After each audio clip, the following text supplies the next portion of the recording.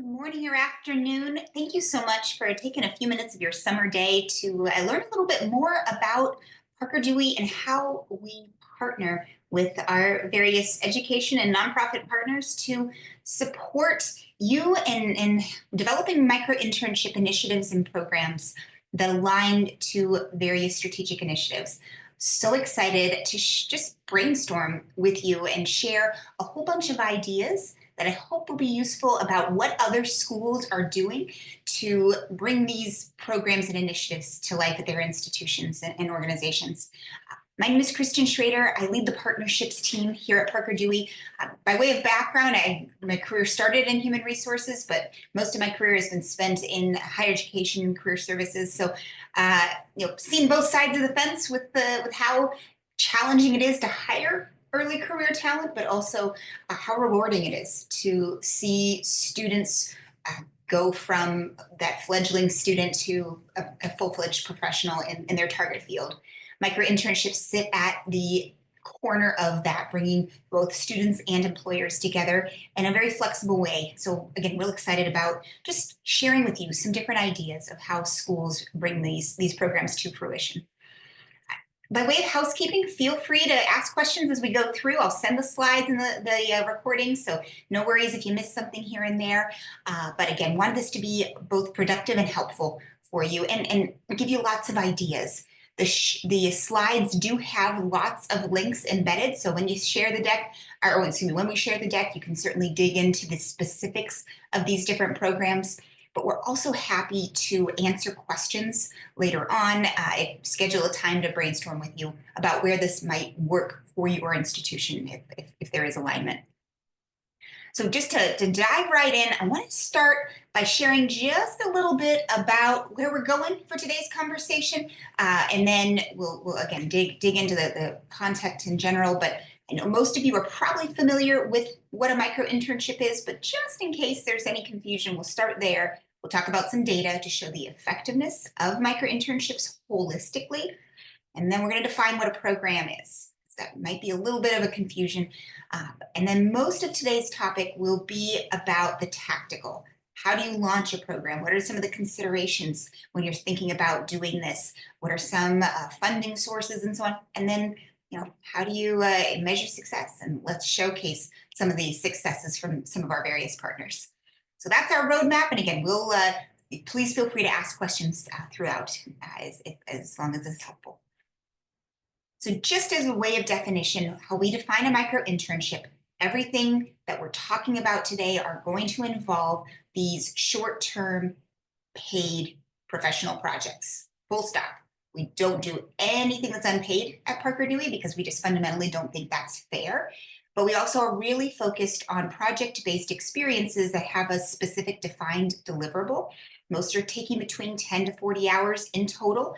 We do have some programs where the school or organization might allow longer projects, surpassing that 40 hours.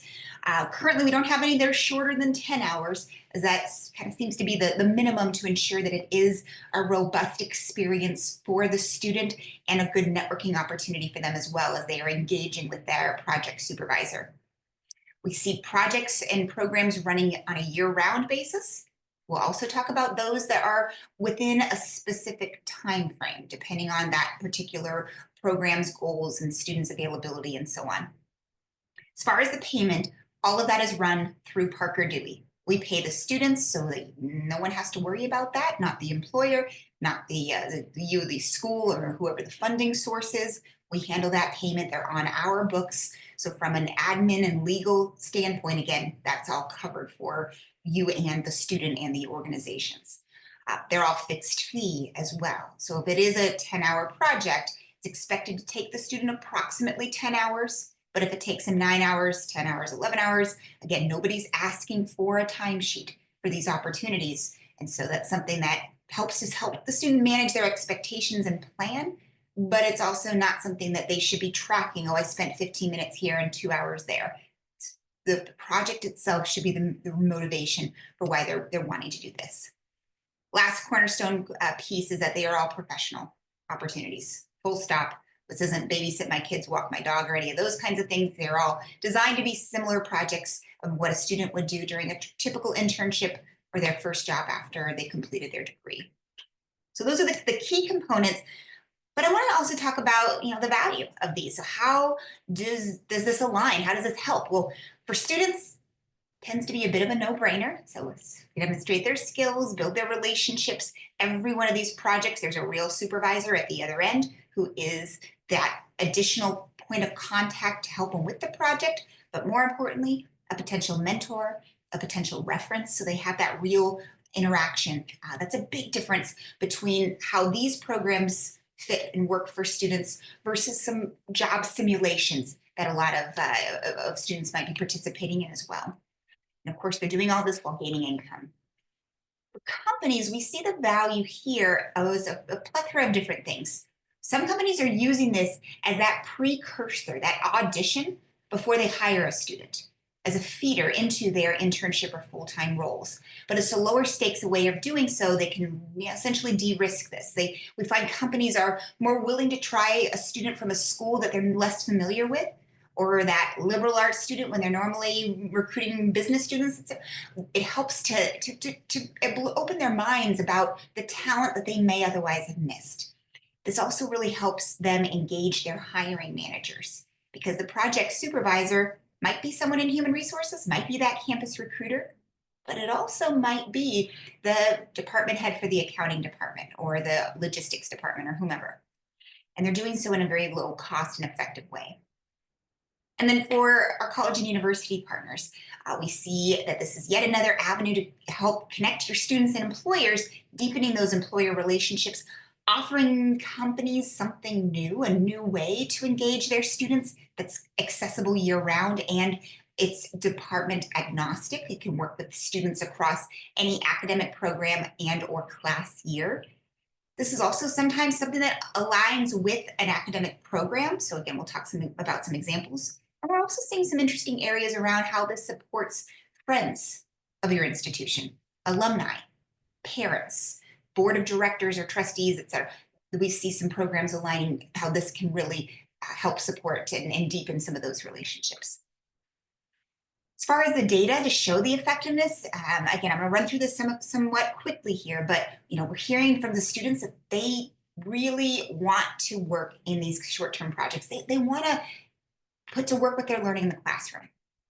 But we also see that from companies, the students, not only do we do a phenomenal job, 97% of the students who have completed these projects said that their supervisor, that they've met or exceeded their expectations.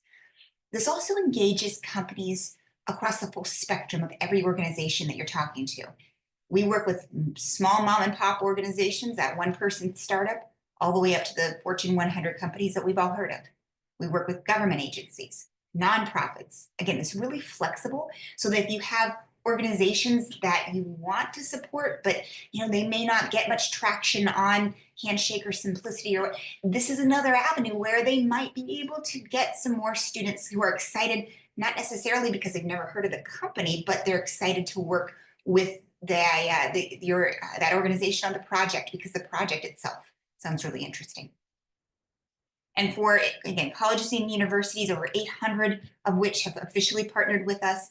But we also see how this really aligns with some institutions who are trying to support students from various underrepresented backgrounds, broadly defined. And again, we can talk more about that, but we do have programs that specifically are aligning to supporting students that otherwise may not have access to paid experiential learning.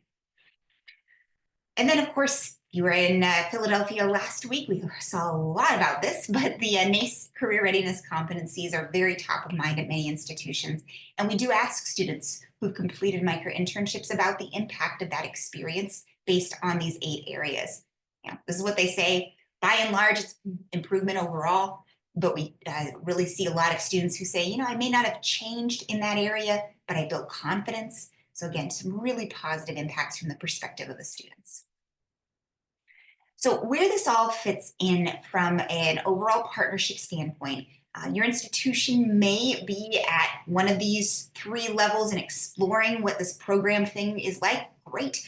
But we definitely want every institution that's interested to become a basic partner where we can support you, have contacts at your institution, share data around how this is to measure the impact, but also give you resources so that you can share this with students and employers. This does not prevent any of this from going away. But the reason we did add these additional partnership options is because our partners said we want to do more and use Parker Dewey in more and innovative ways. For the case of Parker Dewey Plus, we developed that platform a year ago because our partners have said, the data that you have, Parker Dewey, is pretty helpful and aligns to various strategic initiatives. So we built this so that partners have an on-demand way to be able to see their students' engagement, employer engagement, to see student profiles, to be able to proactively advise students, and so on.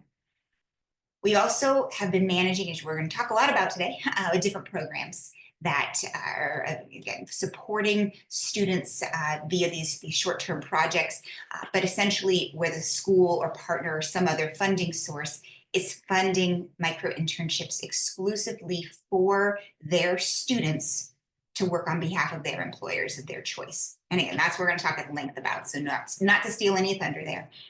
For Parker Dewey Plus, if you haven't seen the dashboard or this tool yet, it gives you a very good snapshot of some of the major key performance indicators of what's going on at your institution from a micro-internship perspective. So how many of your students have created accounts, how many of them have been selected for projects, how much have they earned, and so on. You can also see the students' profiles, see how they've answered specific application questions. The partnership does include feedback from both students and employers, as well as a portion of that $2,000 goes to funding one of your students to be a student ambassador for your institution so that they can do a lot of the promotion peer-to-peer, table on campus, or go to class meetings and presentations and so on to really promote these opportunities to their fellow students.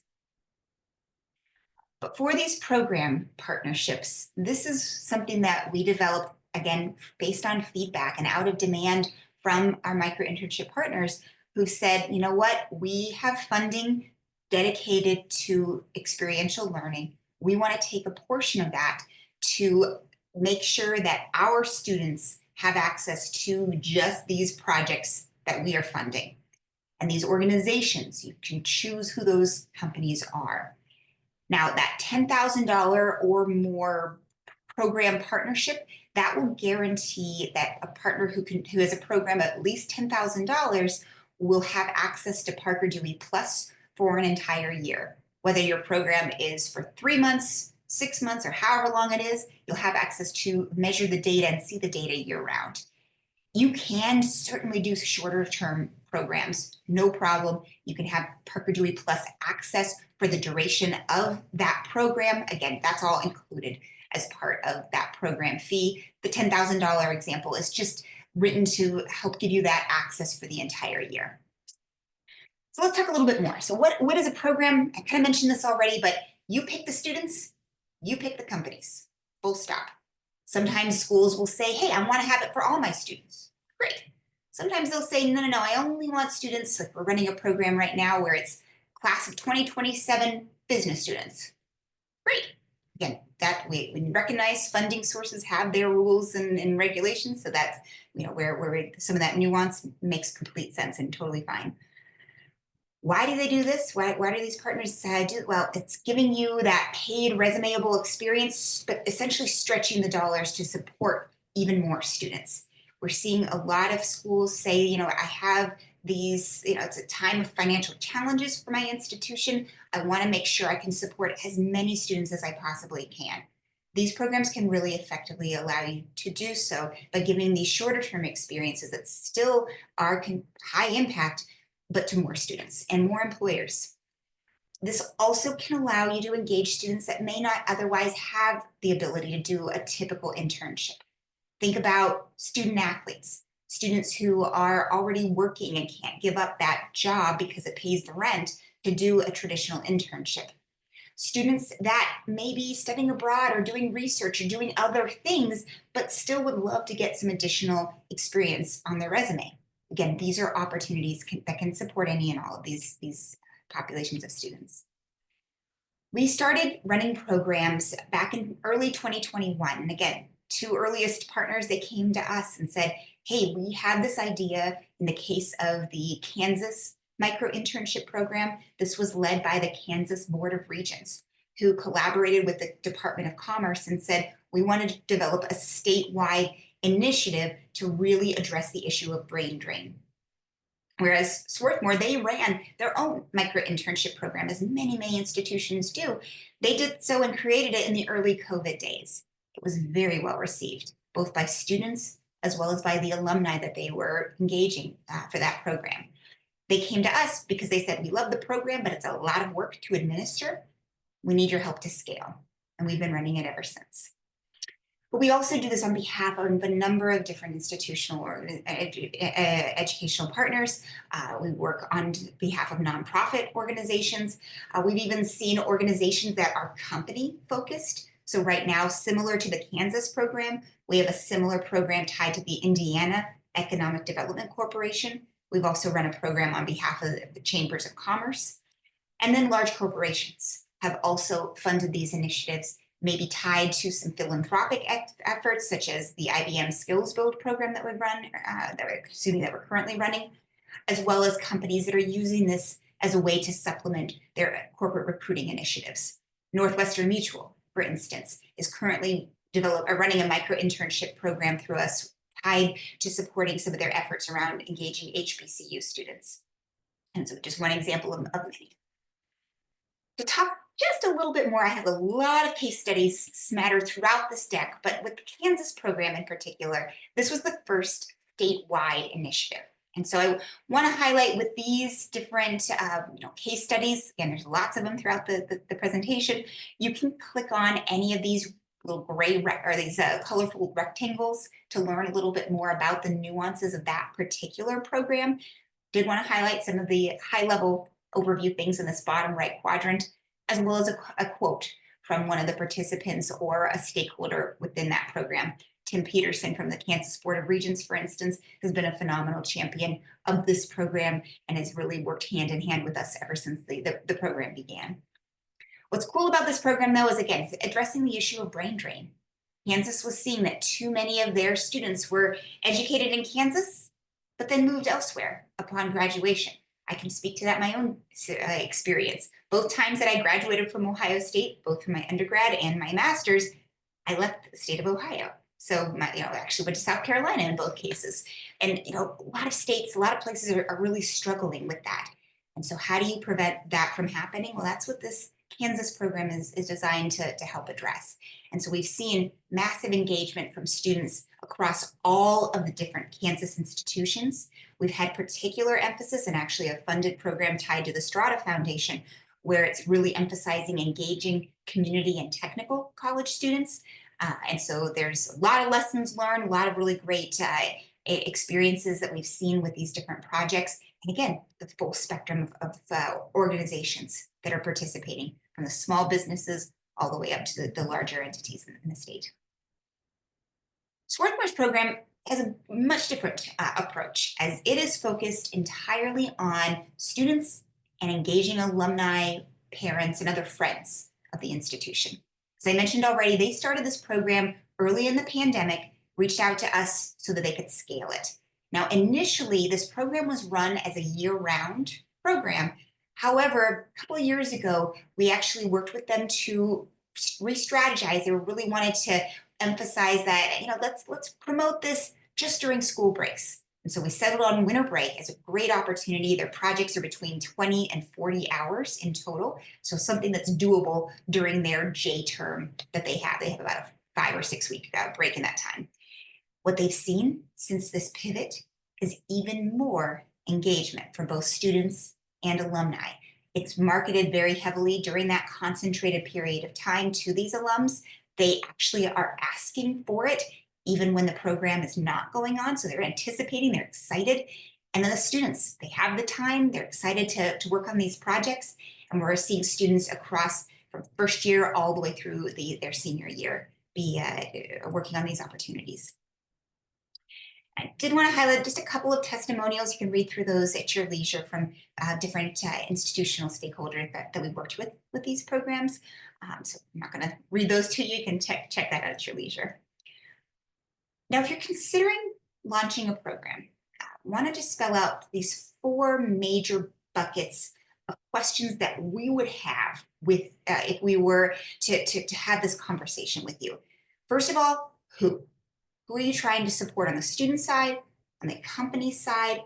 And also, does this align to any other institutional goal? Is it something that you have faculty that are really saying, we would love to do more in this area, or I have funds that could really help to support this initiative? And again, I'll give you some examples of just that. When? What's your timeline for this? Some of that is stipulated based on student availability. Some of it is dictated on when that fund needs to be used. We have a couple of grant funded programs right now where it's use it by this date or it's gone. So again, we've seen a number of those initiatives. Why do you want to do this? Does this align to some part of the strategic plan at your institution or within your office, your department? What are some of those metrics that are going to ensure that this program, it's successful and you'll be able to get funding again? Those are something we are very, very focused on because we really want to make sure this program blows those metrics out of the park so that you can offer this in perpetuity for your institution. Most of these programs start as pilots, but we already are seeing these programs that we're piloting right now. We have several that have said, we already have the funds they're already going to renew. So again, it's really exciting because the metrics and determining the impact of this does not need to take the full academic year. We have one program that was piloted with just 4 projects in the winter break timeframe.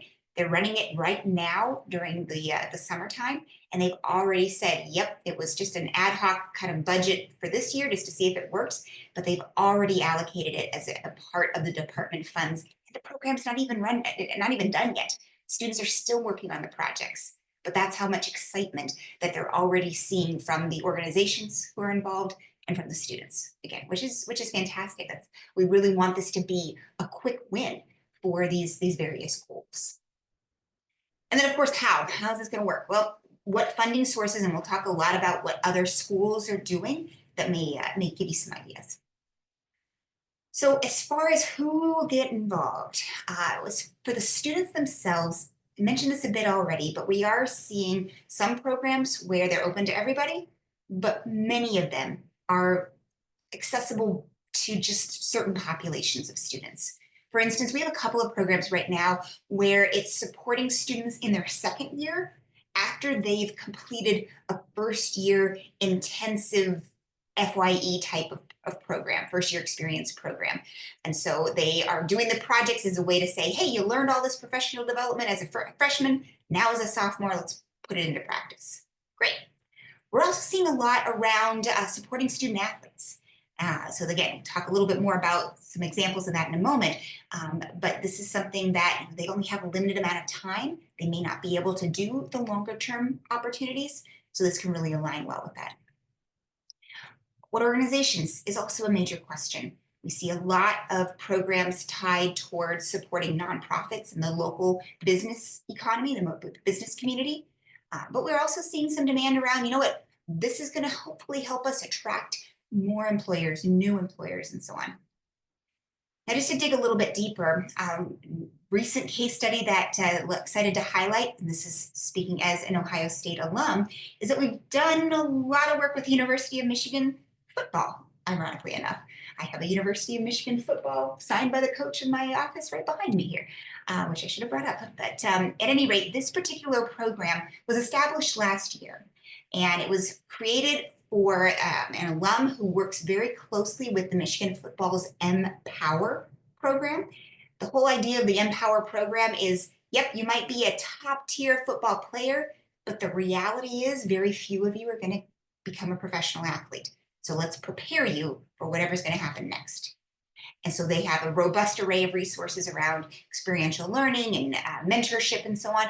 This was a piece of that offering that was piloted last year, For last year's program, it was a 6-week micro internship designed to engage alumni who are focused in venture capital to give these students, these current football players, exposure to what that field is like, to work on a real world project. And the students were paid upon completion. Now, in this case, the program was so wildly successful that they already re-upped, and the program is just getting started and kicking off within the next couple of weeks. So as you think about who is going to be involved, I want to highlight a couple of potential options where this might fit in. I will give examples of some of these programs as we work through, but with faculty, and again, lots of different examples that I'll profile, the small business community, nonprofits, government, alumni or friends, corporate partners. And so I'm going to take a quick breath and actually do a quick poll with attendees here. And if you're hearing some thunder, I apologize. Apparently Maryland's deciding to have a nice mid-afternoon thunderstorm. Hopefully that won't impact any of our connectivity. But again, I want to just ask you, when you are thinking about your own goals, initiatives, where this might fit in, I'm going to ask you, who would you want to engage? Select one, select several, but as you think through where this could fit in, who are some of those stakeholders, external stakeholders, that where this might align?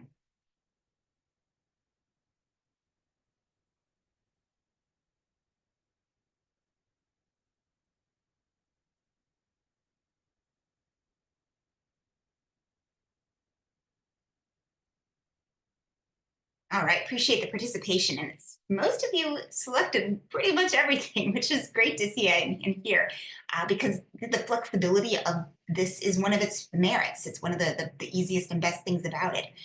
The winning response was faculty, and we're actually going to start there because faculty are a really untapped potential resource for implementing these programs. And we know students kind of have to listen to faculty, and they can be a really great ally for implementing these initiatives. So let's start there and talk a little bit about where and how this could fit in. So again, thank you for those of you who participated in the poll.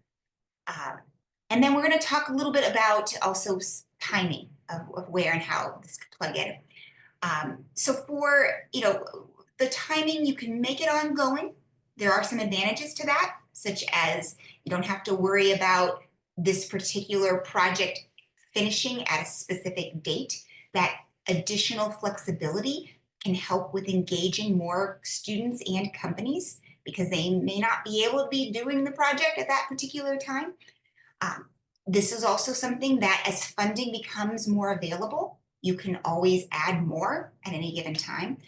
So Trinity Christian College, I'll talk more about their program in a moment, but that is one example of a program that runs on an ongoing basis. It's more heavily promoted during the academic year, but it is something that students can participate in all throughout the year.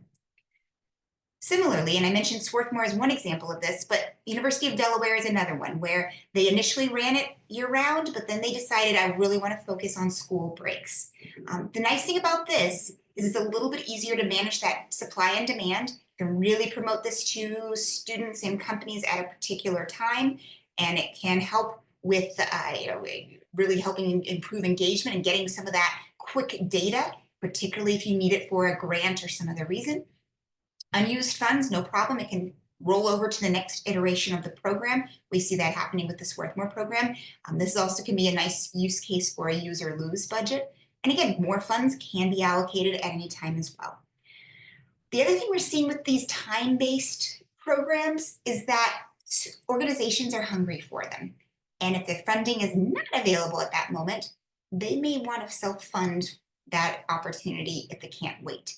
So we see that with the Swarthmore program. The alums are excited, but I have this project, I can't wait till winter break. You can post it right now for a Swarthmore student and get that project done. You have to pay for it, but that's something, again, that alumni are excited about the program and have seen the successes, know the quality of the students, and are excited to engage on a year-round basis if they want to do so. So as far as this Trinity Christian College program, this is one of those examples that I also engage faculty, not career services. This particular program, the catalyst behind it was through the academic dean of the College of Business. he taught some entrepreneurship classes and really saw that the students are learning some great stuff, but needed to be able to apply it to a real world setting. He also was well connected to the local business economy, and particularly some of these startup organizations that are focused and aligned with the school's institutional mission. So pairing the two together, small businesses that are Christian focused and aligned to some of again, the goals of the institution, and then the students that need this experience, let's bring the two together via these short-term projects. This also really aligned nicely to Trinity Christian College's institutional goal around having the students graduate with as little debt as possible. These students are basically doing these micro internships year round. It guarantees they get paid experience that aligns again to the institutional goals supporting these companies, but it also helps to reduce their overall cost of attendance because this money is again going to the students and they can use it as they need to do. So this program again launched about 3 years ago now and continues to grow and expand. University of Delaware, another one that has been around for quite some time and also continues to grow and expand. It was just switched about a year ago to being focused only on winter break. It now is actually currently the students are working on projects right now. But this program's nuance is helping these University of Delaware undergraduate students learn more about careers in public service. So they are trying to help students understand, I would never have considered a nonprofit career. Government, what's that? These projects are only for Delaware-based nonprofits and Delaware state agencies. So again, helping those students to understand those career opportunities. And we know of at least one early micro intern in this program who was hired on full-time by a nonprofit. This nonprofit literally fundraised so that she could hire this amazing student that completed the project. And when you're thinking about launching these programs, particularly around the goals, I do want to highlight some of the specific goals that we see regularly. So for instance, it might be around supporting these students' professional development, particularly if they've already completed some sort of training in that area, maybe supporting alumni, friends of the college, small businesses, etc. And then how do you measure success? Well, the things that we hear most frequently, certainly numbers, overall numbers, amount earned by these students, numbers of companies and organizations that are participating. We definitely measure and track the satisfaction metrics for both employer satisfaction with student performance, as well as the student's assessment of the value of the experience, net promoter scores and things like that, but also the NACE competency increases. The other thing that we know is top of mind for academic institutions, of course, is do these projects lead to a long-term hire? We, of course, are excited about that when that happens, like that University of Delaware student I just highlighted. But due to the short duration of a micro internship, what we see most frequently is that for the company, that this is an audition to see if the student is a good fit for that longer term role. This is not necessarily a direct to hire experience, but a direct to shortlist for that internship or full-time. They're still going to make the student go through the hiring process for their internship or full-time roles, but this helps to put them at the top of the list for those. And the companies are able to move these students forward more confidently because by working together, they've had a chance to really see the students' core skills, durable, soft, whatever skill category you want, but be able to assess things like timeliness, communication skills, problem solving skills. Does the student ask good questions when we're working together? Things like that. That's just really hard to assess in a resume, certainly, but even in an interview. We're also tracking from the student's perspective what outcomes that they're seeing from these micro internships. So just to give you a snapshot, this is holistically across all student data that we've been able to collect. This is self-reported outcomes from that micro internship based on the perspective of the students. Things like it related to my major. It confirmed that I want to do this. In some cases, that little bar in the middle there, I realized that this is not what I want to do. Okay, I would argue that's pretty valuable so that they can redirect and decide to do something different. Now, do you want to notice that I was hired for a longer term role? Keep in mind that this is from the student's perspective immediately after they complete that micro internship. And as I just mentioned, micro internships usually are going to be a funnel for something longer, not necessarily that immediate, I was hired just after that one project. The student may be hired, but it may not have happened yet because these students are typically completing these surveys within a day or two of completing the project itself. Last thing I want to really highlight before we dig into some more case studies are some funding sources. Where do schools, partners, where do folks get the money to support these initiatives? Well, it comes from a variety of sources, not just career services. Having worked in career services, having worked in very small career offices and very resource strapped, I definitely want to encourage you as you're thinking about this, about who are those other institutional stakeholders where this program may align to their goals, because they may have money even if your department doesn't.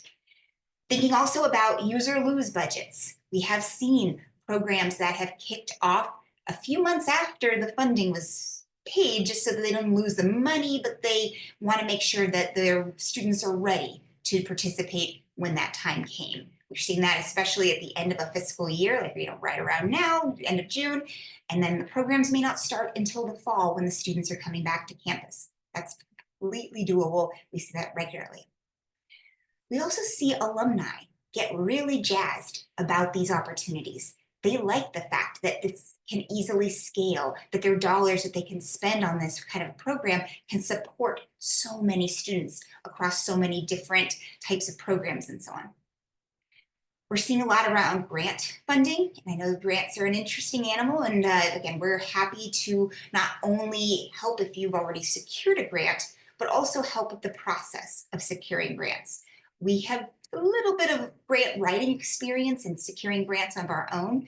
However, we got a lot of experience helping various partners to make the case for where this can help with some sort of larger strategy. So again, happy to help assist that. And then, corporate partnerships is the other big opportunity.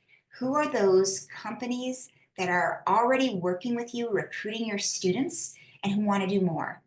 We're seeing some demand, for instance, around adding micro internships as part of a sponsorship package. That'll guarantee that these companies will hire your students for these short-term projects, and that can be a nice thank you or kind of add-on to that sponsorship package.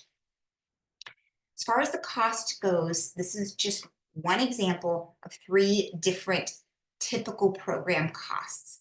That top blue line is the overall cost of the program. That second line is how much of that goes directly to your students upon completion of these projects. Again, that money is paid by Parker Dewey. The program management component is retained by Parker Dewey, covering our costs of managing this program. I'm going to talk more about what that means in a moment. And then as far as that green line of students supported, that really depends on you and your overall goals. The numbers that you see in that green line assume that these are 20-hour projects where the students are making $400 upon completion of the project. However, some programs are structured very, very differently. For instance, we have some programs that want to support as many students as possible, in which case you can cut all of those numbers, double all those numbers by making them 10-hour projects. Other programs, like we're running one right now with Denison University, they specifically, because it's a summer program, wanted this to be a 40-hour experience. So that's the only option that they're giving for the students and alum to engage. Great. And so in that case, again, these are longer experiences. You're not going to support as many students, but it's allowing the students to have that more robust and longer opportunity. Again, it's up to you. There's no right, wrong, or anything. We're happy to collaborate with you. We're working on one program that just recently signed its proposal, and we think went through about 4 different drafts of that particular proposal as the school kept changing its mind about how they wanted to structure it and different budgets and so on that were available. So again, happy to work with you and crunch the numbers in a way that aligns to whatever your overall goals might be. As far as the program management, there's essentially 5 main components. First of all, we're going to set up some marketing materials for you. giving you an easy website where you can send both the students and the employers to be able to participate in this program. This makes it real easy to share the information about these, but they're very customized. And particularly for the companies, these micro internship templates are one-click project templates where it's already going to pre-populate how all of the program is structured and works, and so that it aligns to those programs' rules. We'll also send you some marketing collateral so that you have an email or a flyer or a social post or whatever you might need to be able to easily share the program with whoever you want to share it with. We'll happily customize things for you, or you've got access to our full marketing toolkit where you can work in and certainly create your own templates that align to whatever marketing rules you may have at your institution. But don't worry about starting from scratch. We've got a lot there already, and we want it to be used for you to save you some time. The biggest thing that this is, that the program management supports is the day-to-day administration. My colleague Annie is on the call as well today, and that's her role, is directly supporting our various program partners in making sure that these programs are flawlessly executed. And so the kinds of things that Annie and my other colleagues who work on this is doing on a day-to-day basis is reviewing every one of these projects to make sure that that particular project aligns with that particular program's rules. So for instance, we love your alums, but if there's an alum who posts a project for 40 hours and the program only pays for 20, they're going to hear from Annie, who's going to say, hey, thank you so much. Glad you're excited and interested. The project you have outlined is a little bit out of scope. She'll have much better ways of saying this than I am, and she'll offer to meet directly with this organization to help them craft their project so that it does align with that particular program.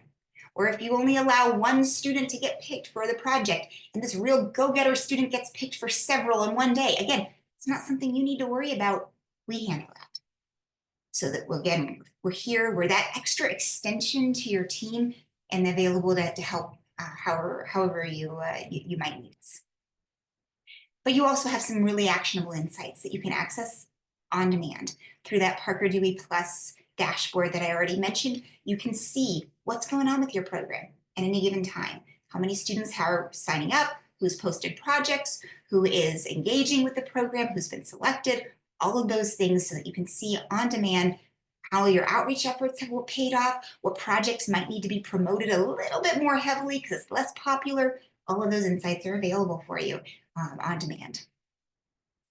And then lastly, you have an impact report, again available within Parker Dewey Plus, so that you can see how many of your students have engaged with the program, those top level line of metrics of how much of your students earned.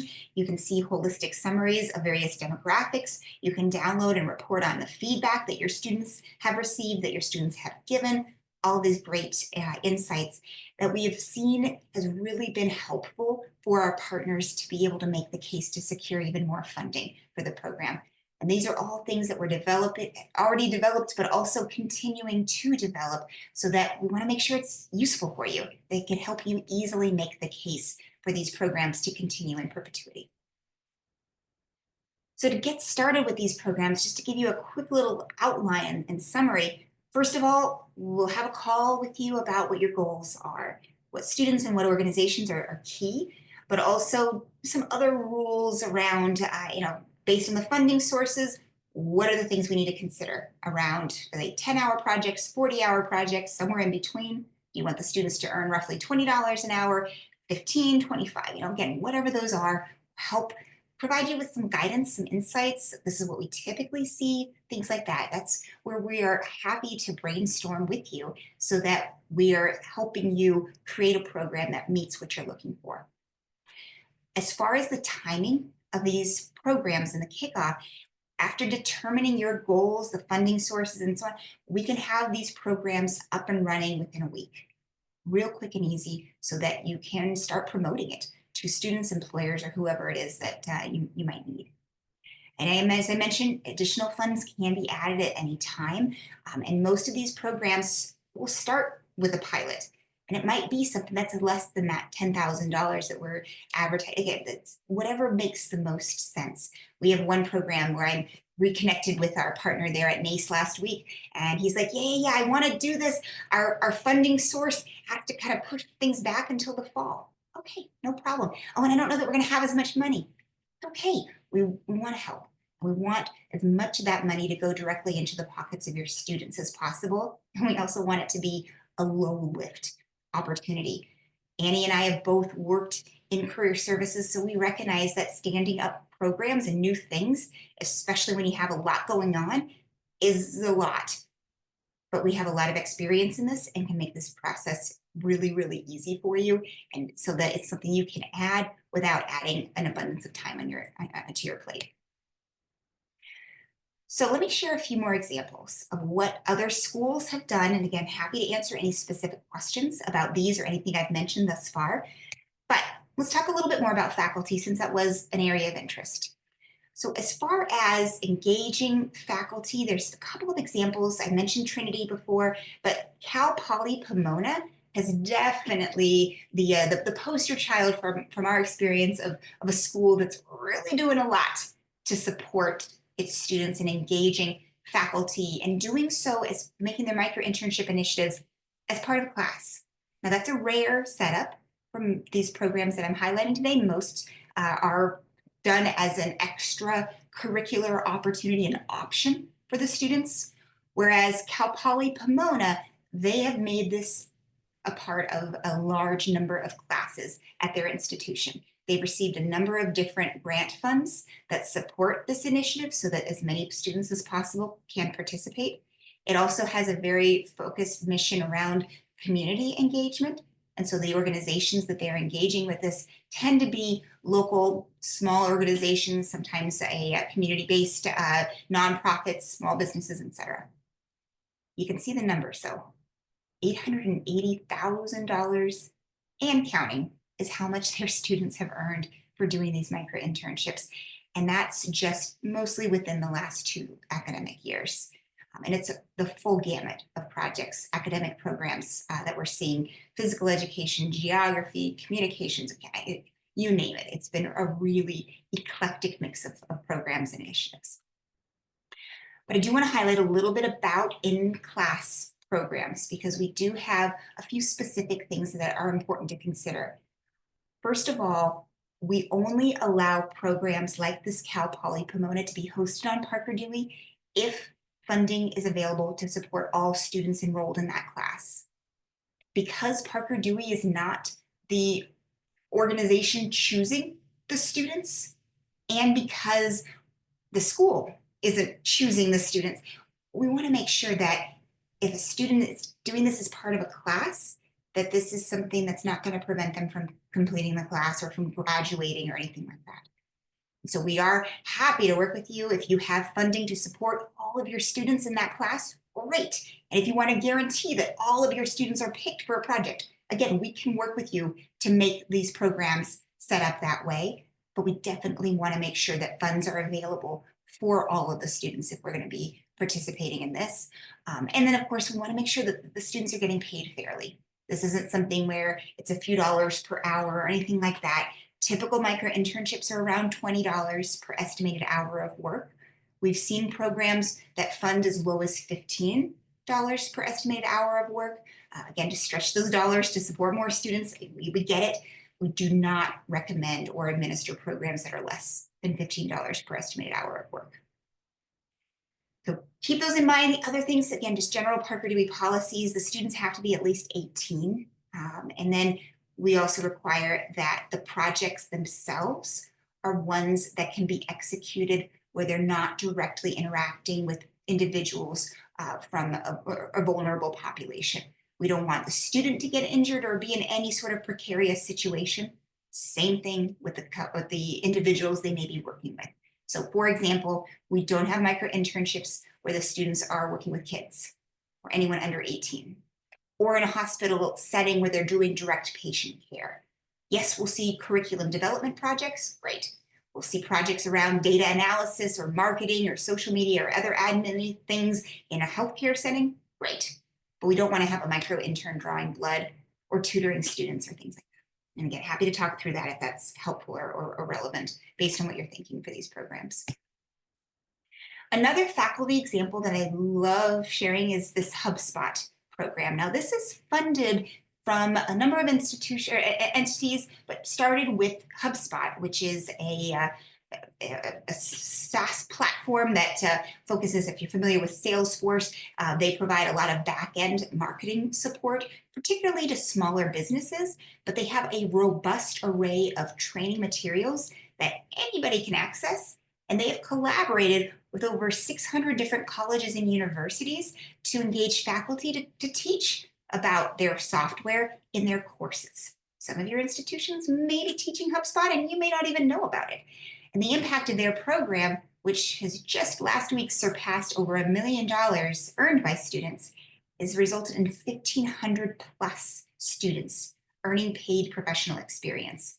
HubSpot provides the training. A lot of these are now being done in a boot camp type of setting. And then they're teaching to the project so that the students can learn by doing and be ready to work on these projects. Now, the projects are facilitated or are hosted by HubSpot customers. So it's a really great opportunity for these HubSpot customers to get exposed to advanced features of HubSpot and also to get some help on these different projects, and then for your students to get this real world experience. Another example I love highlighting is from Northern Virginia Community College. And this was a grant that was received by the Department of Liberal Arts. And so going back to the fact that some programs are not available to all students, this particular program is only available to current liberal arts students, and it's not involving career services. This is a largely faculty-driven effort. So this has been an opportunity. The grant's thesis is how do we help students recognize the value, and employers that recognize the value of a liberal arts education, particularly at the community college level. And so we worked with a number of different small organizations, some larger as well, who are doing a variety of different projects so that these liberal arts students can really put to work the various things that they're learning in the classroom, but do so on behalf of these different organizations. Another example is with John Carroll University. Again, nothing to do with career services. This was a grant that was earned by the college's their Office of Diversity and Inclusion. And this grant, they earned it back in 2021.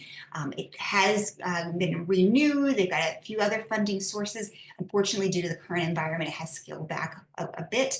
But they've had students earning over $73,000 for doing these projects, all of which are students registered with their Office of Diversity and Inclusion.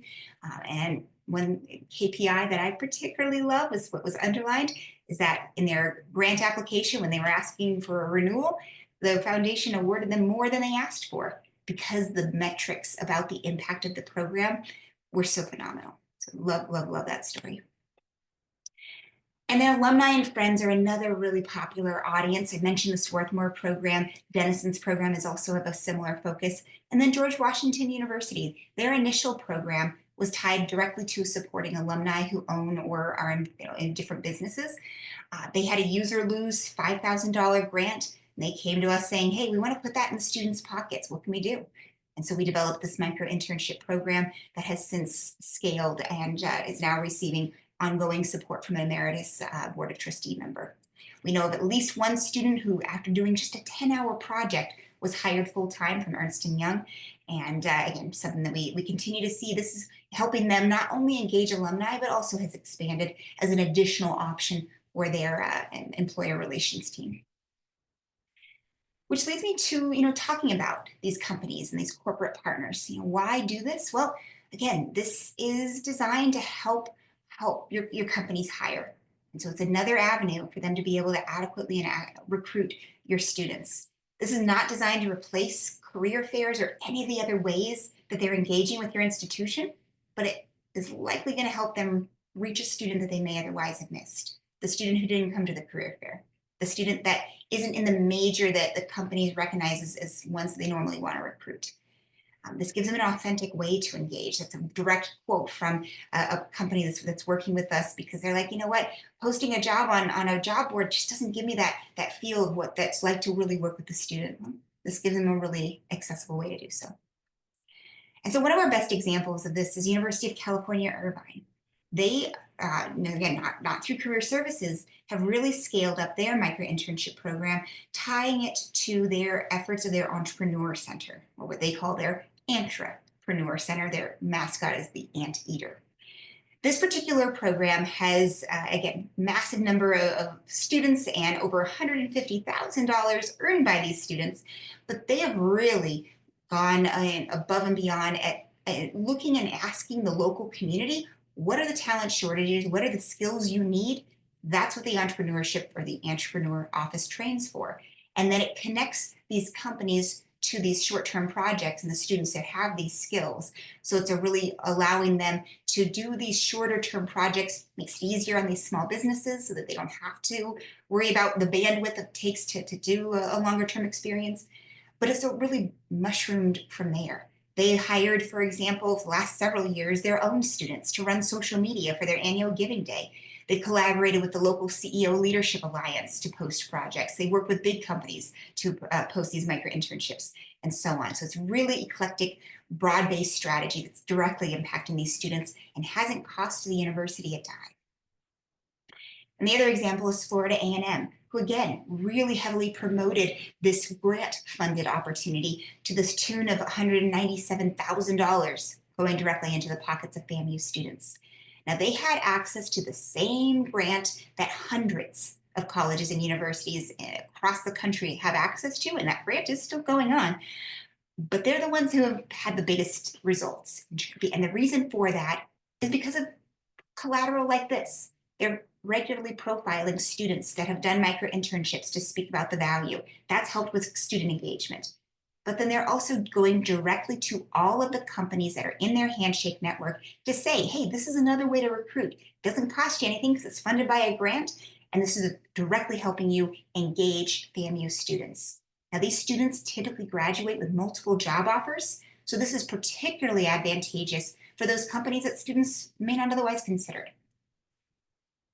You too might be eligible for an opportunity like this. As I mentioned, in Indiana and Kansas, if you're an institution in those two states, you have access to funded programs. Kansas is only for public universities, but Indiana, it's any institution in the state. And then the DeLuca Foundation program, that's an initiative and actually was recently extended. So this is something through May of 2025 that you can take advantage of if your institution is in one of these categories. So Florida, Connecticut, any HBCU, and members of the HSI Career Collaborative. So love to help support you in being able to see some results like what you just saw with Florida A&M. Now, a couple of other things that I'm going to just briefly talk about, some ideas. Feel free to share these with your employers around if they have an open role, the micro internship can help align to that. Or if they're looking to help build their brand on campus, a micro internship could be a campus ambassador. That's what we saw Trade Technologies do. Or maybe they're really looking at first and second year students. How do they build their brand?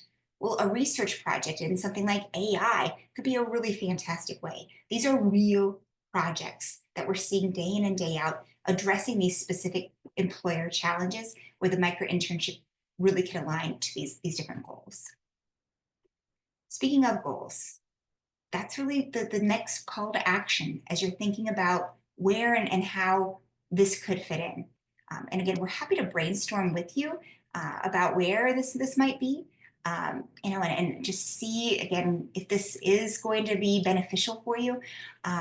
But I'm also, love to follow up. So I've got one last poll. I'll just see what and where we can help. But happy to set up a time if this is something that you're immediately thinking, yep, want to do this, or I'd love to at least talk through it. But again, happy to also, let you think about it, see the slides, share this with some folks. And again, we can always brainstorm where this might align. But long and short, thank you for taking the time to brainstorm or share or listen to all of these different ideas. If you have any questions, happy to stick around and see and answer those as close to real time as I can here. And again, thank you so much. I know many of you were at NACE last week and are in this strategic planning mode with the summer. So I hope this is helpful as you think through where and how this might align to some of your initiatives and some of your plans this summer.